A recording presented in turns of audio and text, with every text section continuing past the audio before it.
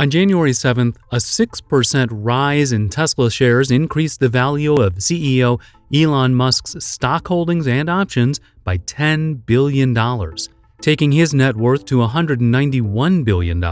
This allowed the eccentric tech scion to overtake Amazon CEO Jeff Bezos as the world's richest person. While at that absurd level of wealth, competition may seem silly, a difference in a few billion akin to a few pennies for the average American, the two richest people are in fact very competitive with each other, and they may even harbor some straight-up animosity. The relationship goes back to 2004 when the two met for the first time over dinner. The dinner was cordial, consisting of two rocket science nerds talking shop about rockets and startups. At that point, neither space company even had a single functioning rocket. Fast forward to 2013, many years and many rockets developed and launched into space later, and the billionaire space race is in full swing. Bezos with his Blue Origin and Musk with SpaceX. While the two companies are pioneers in space tourism, their missions differ. Whereas Musk wants to develop a permanent, self-sustaining city on Mars,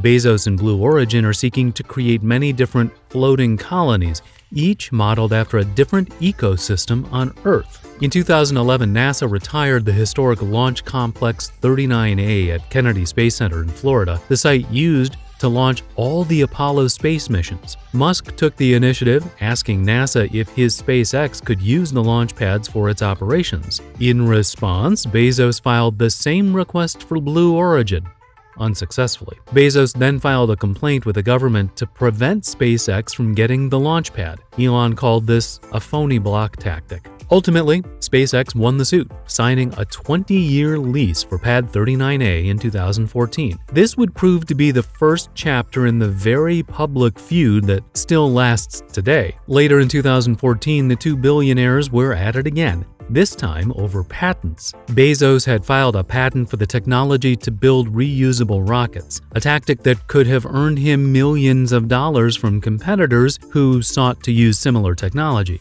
But when Musk found out about it, he stepped in. He desired to also build reusable rockets for SpaceX, but didn't want to pay Bezos for the right to use the patented technology. Musk sought to find a way around paying his foe, settling on an absurd tactic: the power of cinema. Using the 1959 German movie The Sky Beckons, he proved that the technology Bezos patented was long-standing and thus not worthy of a patent. This worked, as Blue Origin's patent on the technology was pulled. While wind of this legal spat between the two space companies made headlines through secondary reporting, later that year, their feud became public in a more major, widespread way. It took place on Twitter. In November of 2015, Blue Origin launched and landed its suborbital rocket for the first time. Jeff Bezos went on Twitter and said, "This is the rarest of beasts, a used rocket. Controlled landing, not easy, but done right.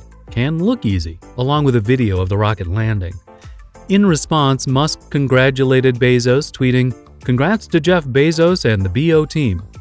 But moments later, he also took a ricochet shot, tweeting, "It is, however, important to clear up the difference between space and orbit. It takes about 100 times more energy to do what we're trying to do, which is launch a payload into space and bring a booster back. So great job, but we're going to try this over here." And a month later, SpaceX did just that, launching Falcon 9 Flight 20, the first time that the first stage of an orbital rocket made a successful return and vertical landing. Just like that, the public feud between the two billionaires, worthy of a Kurt Vonnegut satire, was on for the entire world's entertainment. At a lecture in New York City, Bezos continued the feud by criticizing Musk's plan to colonize Mars, saying, "My friends who want to move to Mars, I say do me a favor. Go live on top of Mount Everest for a year first and see if you like it, because it's a garden paradise compared to Mars." Later in 2019, when Amazon announced its plans to launch 3,236 satellites into orbit to provide wide-scale broadband internet access, Musk replied to a tweet outlining the project, tagging Bezos and writing, "Copy.